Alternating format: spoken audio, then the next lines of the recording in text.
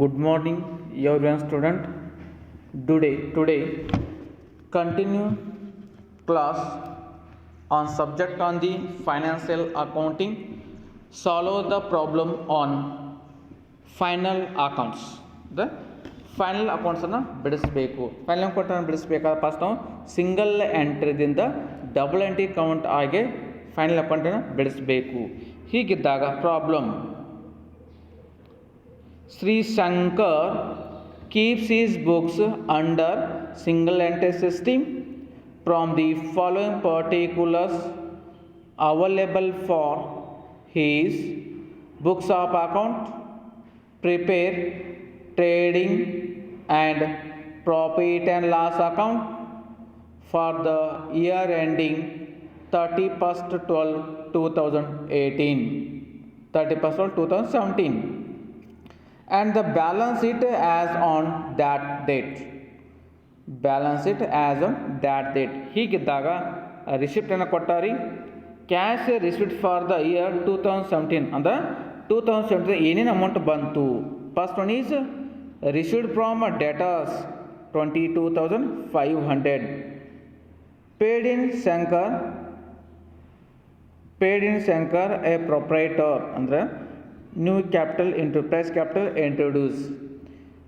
Received for cash sales 8,000 is cash sales. Next payments, wages 4,000, salary 3,000, paid for private expenses of proprietor means drawings 6,000, purchase of new machinery asset ಆಗಿರ್ತದ, rent ಎಷ್ಟು 800, advertisement 400, interest paid 300, light and power 2000, pay to creditors 13,000, sundry expenses 5,000. Is problem ಅದು ಏನು ಕೊಟ್ಟಾನ್ರಿ, receipt ಕೊಟ್ಟಾನ, payment ಕೊಟ್ಟ. ಹೌದ್ರಿ, receipt payment ತೆಗೆದುಕೊಂಡು ಏನು ಮಾಡ್ಕೋಬೇಕು ರೀ, ಟ್ರೇಡಿಂಗ್ ಪ್ರಾಫಿಟ್ ಆ್ಯಂಡ್ ಲಾಸ್ ಅಕೌಂಟನ್ನು ಬೆಳೆಸಬೇಕು. ನಂತರ ಅಸೆಟ್ ಆ್ಯಂಡ್ ಲಯಬಿಲಿಟೀಸ್ ಕೊಟ್ಟಾನ್ರಿ. ಅಥವಾ opening balance, closing balance 31st 12/2016 ಏನ್ರದು ಓಪನಿಂಗ್ ಬ್ಯಾಲೆನ್ಸ್ ಯಾವುದ್ರಿ, 31st 12/2016 is a opening balance, 31st 12/2017 closing balance. 31st 12/2017 is closing balance. ಬರತ್ರಿ. ಈ ಓಪನಿಂಗ್ ಬ್ಯಾಲೆನ್ಸನ್ನು ಸ್ಟೇಟ್ಮೆಂಟ್ ಆಫ್ ಅಫೇರ್ಸನ್ನು ಬಿಡಿಸ್ಬೇಕಾದ್ರೆ ಓಪನಿಂಗ್ ಬ್ಯಾಲೆನ್ಸನ್ನು ತೊಗೋಬೇಕು, ಬ್ಯಾಲೆನ್ಸ್ ಶೀಟನ್ನು ಬಿಡಿಸ್ಬೇಕಾದ್ರೆ ಕ್ಲೋಸಿಂಗ್ ಬ್ಯಾಲೆನ್ಸನ್ನು ತೊಗೋಬೇಕು. ಹೀಗಿದ್ದಾಗ ಅಸೆಟ್ ಆ್ಯಂಡ್ ಲಯಬಿಲಿಟೀಸ್, ಮಷನರಿ ಎಷ್ಟು ಅದ ರೀ, machinery 12,000, 11,500, opening 12,000, closing 11,500, stock 5,000, 7,000, debtors 13,000, 15,500, cash in hand nil 2,000, creditors 10,000, 12,000. ಇಷ್ಟು ಪ್ರಾಬ್ಲಮ್ ಅದು. ಏನು ಕೊಟ್ಟಾನ ರೀ, ರಿಸಿಪ್ಟ್ ಮತ್ತು ಪೇಮೆಂಟನ್ನು ಕೊಟ್ಟಾನ, ಅಸೆಟ್ ಲಯಬಿಲಿಟೀಸ್ ಕೊಟ್ಟಾನ. ಇವನ್ನೆಲ್ಲ ತೆಗೆದುಕೊಂಡು ನಾವು ಏನು ಬಿಡಿಸ್ಬೇಕು ರೀ, ಫೈನಲ್ ಅಕೌಂಟನ್ನು ಬೆಳೆಸಬೇಕು. ಫೈನಲ್ ಅಕೌಂಟ್ ಬಿಡಿಸ್ಬೇಕು ನಮ್ಗೆ ಏನು ಬೇಕು ರೀ, ಸೇಲ್ಸು ಪರ್ಚೇಸು ಬೇಕು. ಹೀಗಿದ್ದಾಗ ಕೊಟ್ಟಂಥ ಇನ್ಫಾರ್ಮೇಷನ್ ಫಸ್ಟ್ ನಾವು ನೋಡ್ಕೋಬೇಕು ರೀ, ಪ್ರಾಬ್ಲಮ್ ನೋಡಿದ ತಕ್ಷಣ ಫಸ್ಟ್ ನಾವು ಪ್ರಾಬ್ಲಮ್ ಅಂಡರ್ಸ್ಟ್ಯಾಂಡ್ ಮಾಡ್ಕೋಬೇಕು. ಸಿಂಗಲ್ ಎಂಟ್ರಿ ಸಿಸ್ಟಮ್ದ ಪ್ರಾಬ್ಲಮ್ ಕೊಟ್ಟ ಫಸ್ಟ್ ನಾವು ಪ್ರಾಬ್ಲಮ್ ನೋಡಿದ ತಕ್ಷಣ ಫಸ್ಟ್ ನಾವು ಕ್ವಶನ್ ಅರ್ಥ ಆಗಬೇಕು ರೀ. ಹೀಗಿದ್ದಾಗ ಈ ಕ್ವಶನ್ದಲ್ಲಿ ಏನು ಮಿಸ್ ಆಗ್ಯದ, ನಾವು ಏನು ಕ್ಯಾಲ್ಕುಲೇಷನ್ ಮಾಡ್ಕೋಬೇಕು ಅಂತ ನೋಡ್ಕೋಬೇಕು. ಹೀಗಿದ್ದಾಗ ಫಸ್ಟ್ ಕ್ವಶನ್ ಹಾಕೋಬೇಕು ರೀ, ಓಪನಿಂಗ್ ಕ್ಯಾಪಿಟಲ್ ಈ ಪ್ರಾಬ್ಲಮ್ಲಿ ಐತು ಇಲ್ಲ ನೋಡ್ಕೋಬೇಕು. ಅದೇ ಪ್ರಾಬ್ಲಮ್ ಓಪನಿಂಗ್ ಕ್ಯಾಪಿಟಲ್ ಐತ್ರಿ ಇಲ್ಲ. ನಾವಾಗ ಓಪನಿಂಗ್ ಕ್ಯಾಪಿಟಲ್ನ ಕ್ಯಾಲ್ಕುಲೇಷನ್ ಮಾಡ್ಕೋಬೇಕು. ಓಪನಿಂಗ್ ಕ್ಯಾಪಿಟಲ್ನ ಕ್ಯಾಲ್ಕುಲೇಷನ್ ಮಾಡ್ಕೋಬೇಕಾದ್ರೆ ಏನು ಬಿಡಿಸ್ಬೇಕು ರೀ, ಆ ಸ್ಟೇಟ್ಮೆಂಟ್ ಆಫ್ ಅಫೇರ್ಸನ್ನು ಬಿಡಿಸ್ಬೇಕು. Statement of affairs find out ಮಾಡಿದಾಗ ನಮಗೆ ಏನು ಸಿಗ್ತದೆ ರೀ, ಓಪನಿಂಗ್ ಕ್ಯಾಪಿಟಲ್ ಸಿಗ್ತದ. ನಂತರ ಡೇಟಾಸ್ ಅಕೌಂಟನ್ನ ಬಿಡಿಸ್ಬೇಕು. ಡೇಟಾಸ್ ನೋಡಿರಿ, ಓಪನಿಂಗ್ ಡೇಟಾಸ್ ಅದ, ಕ್ಲೋಸಿಂಗ್ ಡೇಟಾಸ್ ಅದ. ನಂತರ ಕ್ಯಾಶ್ ರಿಸಿಪ್ಟ್ ಫ್ರಮ್ ಡೇಟಾಸ್ ಅದ. ಏನಿಲ್ಲ, ಡೇಟಾಸ್ ಅಕೌಂಟ್ ಬಿಡಿಸ್ಬೇಕಾದ್ರೆ 4 ಐಟಮ್ಗಳು ಮಿಸ್ ಆದಾಗ ಡೇಟಾಸ್ ಅಕೌಂಟನ್ನು ಬಿಡಿಸ್ಬೇಕು. ಇಲ್ಲಿ ಏನಾಗೈತೆ ರೀ, ಓಪನಿಂಗ್ ಬ್ಯಾಲೆನ್ಸ್ ಅದ, ಕ್ಲೋಸಿಂಗ್ ಬ್ಯಾಲೆನ್ಸು ಅದ, ಕ್ಯಾಶ್ ರಿಸಿಪ್ಟ್ ಫ್ರಮ್ ಡೇಟಾಸ್ ಅದ. ಅದು ಏನಿಲ್ಲ, ಕ್ರೆಡಿಟ್ ಸೇಲ್ಸ್ ಇಲ್ಲ. ಅದನ್ನು ತಿಳ್ಕೋ ಸಲುವಾಗಿ ಟೋಟಲ್ ಡೇಟಾಸ್ ಅಕೌಂಟನ್ನು ಬೆಳೆಸಬೇಕು. ಅದೇ ಥರನಾಗಿ ಟೋಟಲ್ ಕ್ರೆಡಿಟರ್ಸ್ ಅಕೌಂಟನ್ನು ಬಿಡಿಸ್ಬೇಕು. ಕ್ರೆಡಿಟರ್ಸ್ ಏನು ಕೊಟ್ಟಾರೆ? ಕ್ರೆಡಿಟರ್ಸ್ ಓಪನಿಂಗ್ ಬ್ಯಾಲೆನ್ಸ್ ಅದ, ಕ್ಲೋಸಿಂಗ್ ಬ್ಯಾಲೆನ್ಸ್ ಅದ, ನಂತರ ಕ್ಯಾಶ್ ಪೇ ಟು ಕ್ರೆಡಿಟರ್ಸು ಕೊಟ್ಟ. ಅದ್ರ ಏನು ಮಿಸ್ ಆಗ್ಯದ ರೀ? ಕ್ರೆಡಿಟ್ ಪರ್ಚೇಸ್ ಮಿಸ್ ಆಗ್ಯದ. ಅದನ್ನು ತಿಳ್ಕೋ ಸಲುವಾಗಿ ನಾವು ಏನು ಮಾಡ್ಕೋಬೇಕು ರೀ? ಟೋಟಲ್ ಕ್ರೆಡಿಟರ್ಸ್ಕೊಂಡು ಬಿಡಿಸ್ಬೇಕು. ನಂತರ ಪ್ರಾಫಿಟ್ ಎಷ್ಟಾಗಿದೆ ನಮ್ಗೆ ಗೊತ್ತಾಗಂಗಿಲ್ಲ. ಆ ಪ್ರಾಫಿಟನ್ನು ತಿಳ್ಕೊಬೇಕಾದ್ರೆ ಟ್ರೇಡಿಂಗ್ ಪ್ರಾಫಿಟ್ ಆ್ಯಂಡ್ ಲಾಸ್ ಅಕೌಂಟನ್ನು ಬಿಡಿಸ್ಬೇಕು. ನಂತರ ಬಿಸ್ನೆಸ್ ಪೊಸಿಷನ್ ಏನೈತೆ ಅಂತ ತಿಳ್ಕೊಬೇಕಾದ್ರೆ ಏನು ಬಿಡಿಸ್ಬೇಕು ರೀ? ಬ್ಯಾಲೆನ್ಸ್ ಶೀಟನ್ನು ಬಿಡಿಸಬೇಕು. ಹೀಗಿದ್ದಾಗ ಸಾಲ್ಯೂಷನ್ಸ್ ಫಸ್ಟ್ ಏನು ರೀ? Statement of affairs. ಅದಕ್ಕೆ ಓಪನಿಂಗ್ ಕ್ಯಾಪಿಟಲ್ನ ಕ್ಯಾಲ್ಕುಲೇಷನ್ ಮಾಡ್ಕೋಬೇಕು. ಅಂದ್ರೆ ಓಪನಿಂಗ್ ಬ್ಯಾಲೆನ್ಸ್ ತೊಗೋಬೇಕು. Machinery 12,000, stock 5,000, debtors 13,000, cash in hand nil, total 30,000. ಇದಾಗಿ ಮಾಡ್ಕೋಬೇಕು ರೀ. ಕ್ರೆಡಿಟರ್ಸ್ 10,000 ಲೆಸ್ ಮಾಡ್ಕೋಬೇಕು. Remaining balance 10,000 is remaining balance 20,000 is ಏನು ರೀ? Opening capital. ಇದನ್ನು ಕ್ಯಾಲ್ಕುಲೇಷನ್ ಮಾಡುವ ಸಲುವಾಗಿ ನಾವು ಮಾಡ್ಕೊಂಡ್ರಿ ಸ್ಟೇಟ್ಮೆಂಟ್ ಆಫ್ ಅಫೇರ್ಸನ್ನು ಬಿಡಿಸ್ಬೇಕಾಯ್ತು. ಇನ್ನೊಂದು ಟೋಟಲ್ ಡೆಟರ್ಸ್ ಅಕೌಂಟನ್ನು ಬಿಡಿಸ್ಬೇಕು. ಎದಕ್ಕೆ ಬಿಡಿಸ್ಬೇಕು ರೀ? ಓಪನಿಂಗ್ ಬ್ಯಾಲೆನ್ಸ್ ಆಫ್ ಡೆಟರ್ಸ್ ಅದ, ಕ್ಲೋಸಿಂಗ್ ಬ್ಯಾಲೆನ್ಸ್ ಆಫ್ ಡೆಟರ್ಸ್ ಅದ, ಮತ್ತು ಕ್ಯಾಶ್ ಯೂಸ್ ಫ್ರಮ್ ಡೆಟರ್ಸ್ ಅದ. ಟೋಟಲ್ 38,000. ಡಿಫ್ರೆನ್ಸಿಂಗ್ 25,000 is credit sales. ಇದನ್ನು ತಿಳ್ಕೋ ಸಲುವಾಗಿ ಏನು ಮಾಡ್ಕೋಬೇಕಾದ್ರಿ? ಟೋಟಲ್ ಡೇಟಾಸ್ ಅಕೌಂಟನ್ನು ಬಿಡಿಸ್ಬೇಕಾಯಿತು. ಇಲ್ಲಿ ನೋಡಿರಿ 50 ಮಾರ್ಕ್ಸಿಗೆ ಪ್ರಾಬ್ಲಮ್ ಇದ್ದಾಗ ಡೇಟಾಸ್ ಅಕೌಂಟು ಕ್ಯಾಟರ್ಸ್ಗಳು ಸಿಂಪಲ್ ಆಗಿರ್ತದೆ.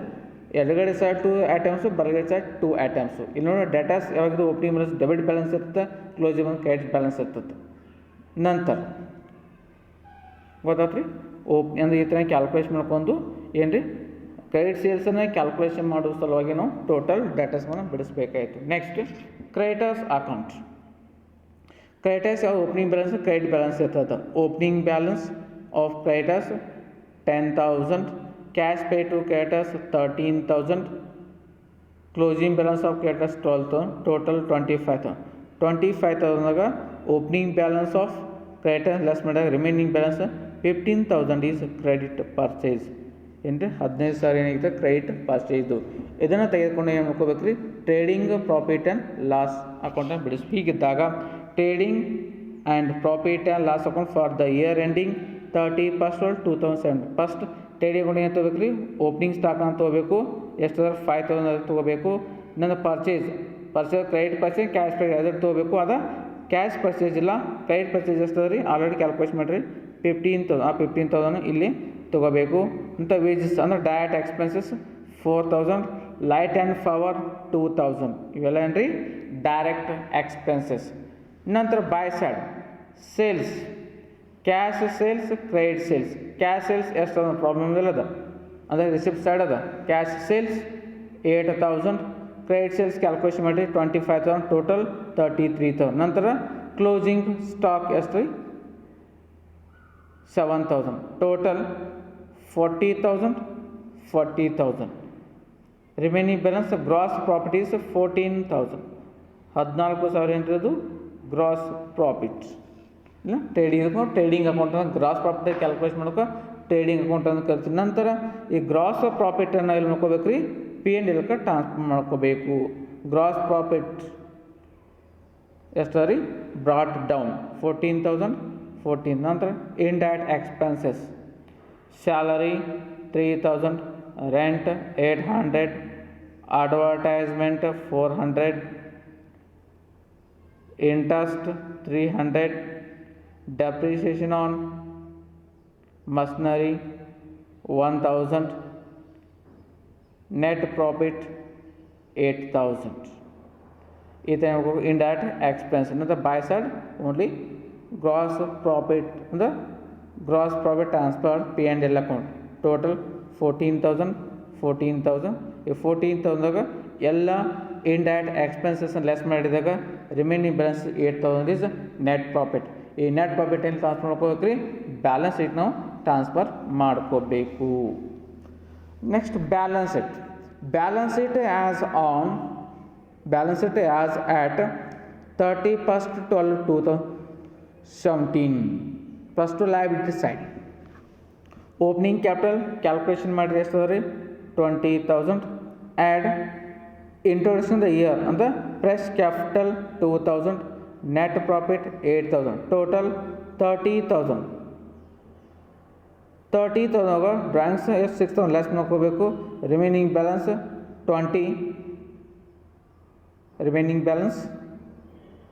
24,000.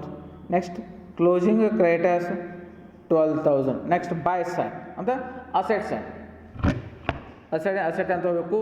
ಮಷಿನರಿ ಎಷ್ಟು ಅದ ರೀ 12,000 ಆ್ಯಡ್ ಅಂದರೆ ಈ ವರ್ಷದ ಮತ್ತು purchase addition 500 total 12,000 less depreciation the 11,500 ಅದ. ಅಂದರೆ 11,500 ಕ್ಲೋಸಿಂಗ್ ಕೊಟ್ಟು ಹ್ಯಾಂಗೆ 11,500 ಆತ ಬಗ್ಗೆ ವರ್ಕಿಂಗ್ ಕೊಟ್ಟು ಹೇಳಬೇಕು.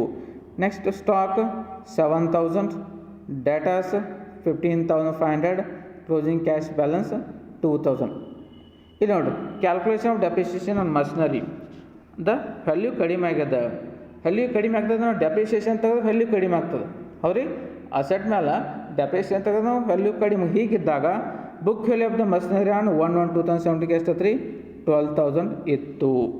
The opening balance of machinery 12,000 ಇತ್ತು. ನಂತರ addition of new machinery, addition to new machinery under the year. Addition of new machinery during the year 500, total 12,500. Closing balance ಎಷ್ಟು ಅದ ರೀ 11,500. ಡಿಫರೆನ್ಸ್ ಅಮೌಂಟ್ ಈಸ್ 1,000 ಇರೋದು ಡೆಪ್ರಿಷಿಯೇಷನ್. ಆ ಕಾರಣಕ್ಕಾಗಿ ನೋಡಿರಿ 12,500 1,000 ಲೆಸ್ ಮಾಡಿರಿ ರಿಮೈನಿಂಗ್ ಬ್ಯಾಲೆನ್ಸ್ 11,500. ನೆಕ್ಸ್ಟ್